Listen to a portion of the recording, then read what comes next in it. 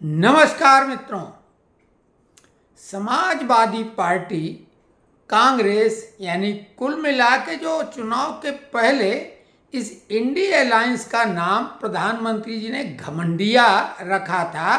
घमंडिया gang एकदम 100% सही वो बात निकल रही है, क्योंकि बुरी तरह से हारने के बाद जहां समाजवादी पार्टी ने अपना सर्वश्रेष्ठ प्रदर्शन लोकसभा के लिए किया है, ये बात सही है, लेकिन ये पूरे देश के चुनाव होते हैं। कई जगह भाजपा ने क्लीन स्वीप किया, एक भी सीट किसी को नहीं जीतने दी।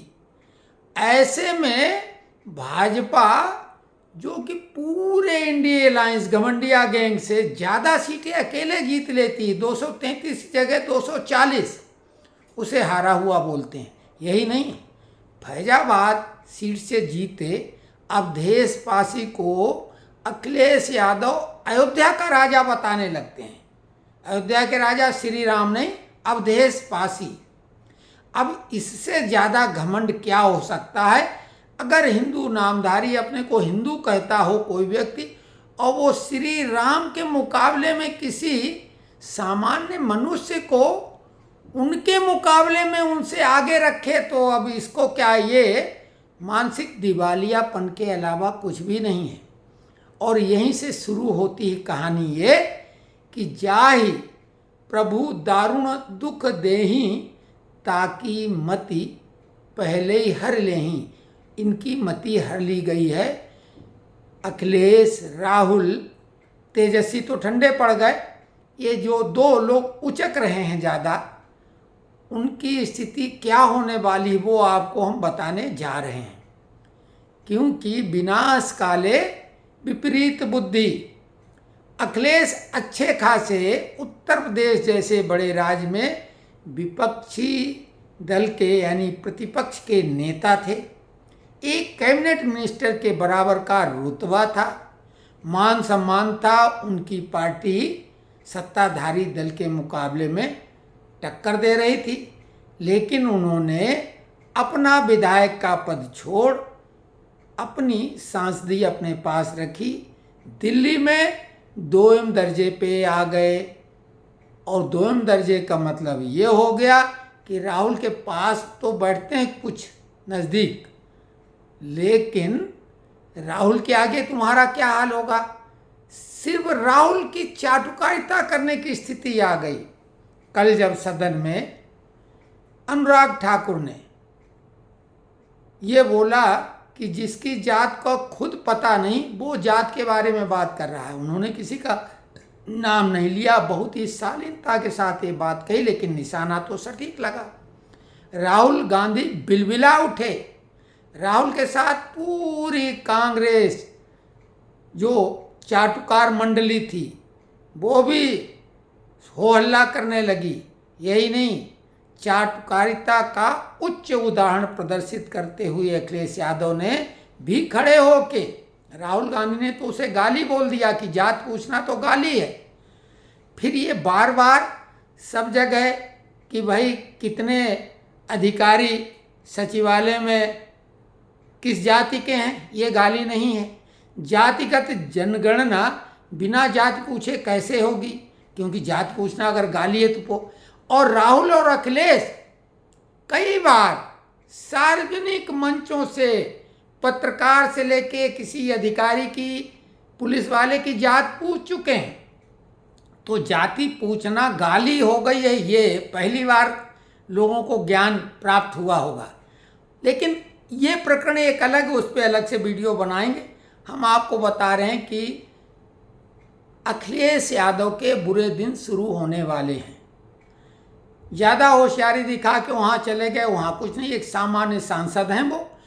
और उत्तर प्रदेश में जो 27 में ये कल्पना संजोए बैठे हैं, ये जो मुंगेरी लाल के हसीन सपने लखनऊ की गद्दी पर काबिज होने के लिए जो देख रहे हैं, वो तो चकनाचूर होना निश्चित है। क्योंकि समाजवादी पार्टी की जो विपक्षी यानी जो प्रतिपक्ष के नेता की कुर्सी थी, उस पर नज़र थी चच्चा की, और चच्चा को अखिलेश ने गच्चा दे दिया। वोट के समीकरण को सेट करने के लिए माता प्रसाद पांडे जी को उस कुर्सी पे बिठा दिया। 81 वर्षीय माता प्रसाद जो इटवा से हैं, सिद्धार्थ नगर जिले की इटवा सीट से। तो उस सीट पर बैठने की वजह से पारिवारिक कलह शुरू हो गई है। और जब इनके अंदर रावण जैसा घमंड, तो ये ध्यान दें कि शिवपाल का रोल विभीषण जैसा होना तय हो गया है। यानी समाजवादी पार्टी का अब एक तरह से उल्टी दिशा में गिनती शुरू हो गई है। तो ये विनाशकाले विपरीत बुद्धि हुई।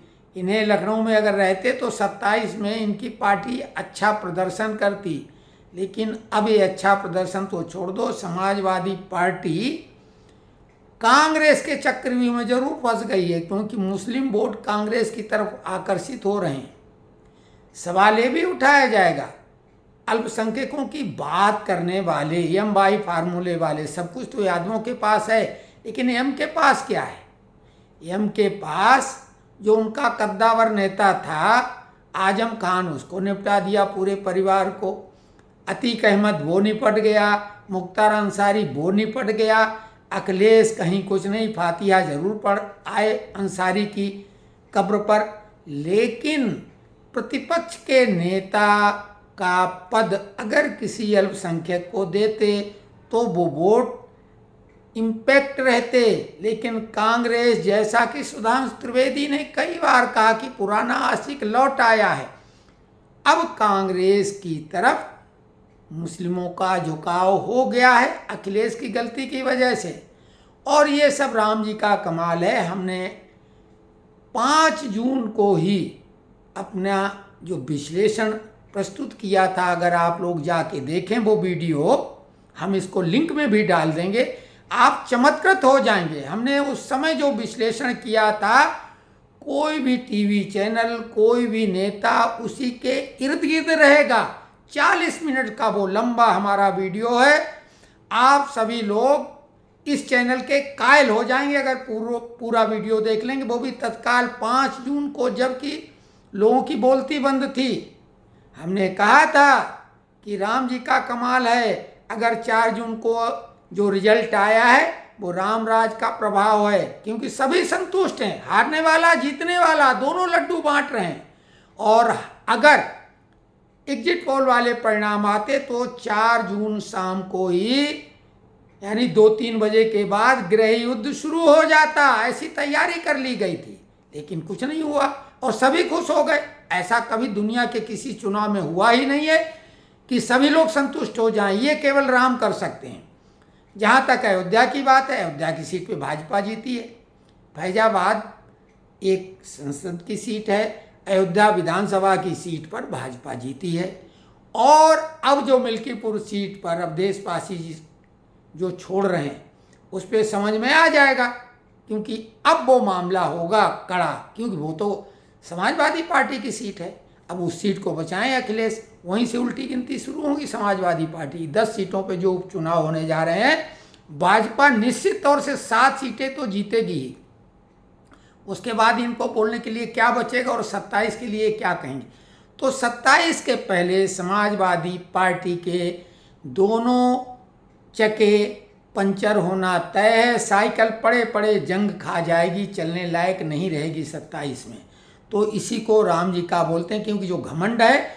और शिवपाल चच्चा अब देंगे अखिलेश को गच्चा, क्योंकि योगी जी ने शिवपाल जी को, जब इन्होंने तिरस्कृत किया था, शिवपाल ने पार्टी भी छोड़ दी थी, अलग पार्टी बनाई थी, उन्हें बंगला अलॉट करा दिया था, तो भाजपा ने उन्हें लगातार सम्मान दिया। अब शिवपाल चच्चा पार्टी के अंदर रह के इनके लिए गड्ढे खोदते हैं या बाहर, ये तो देखने की बात है। लेकिन चच्चा की असंतुष्टि विभीषण जैसी होगी, और इनका जो रावण जैसा घमंड है उसका क्या होगा ये कहने की आवश्यकता है नहीं। अगला विश्लेषण दूसरे वीडियो में डिस्क्रिप्शन में 5 जून वाला हमारा विश्लेषण, जो भी राजनीति में इंटरेस्ट रखते हैं, और ये हमारा दावा है कि उस तरह का विश्लेषण 5, 6, 7, 8 जून तक कोई भी नहीं कर पाया होगा, इतना सटीक और इतना स्पष्ट। तो वो अवश्य देखें अगर राजनीति में इंटरेस्ट है। जय जय श्री राम।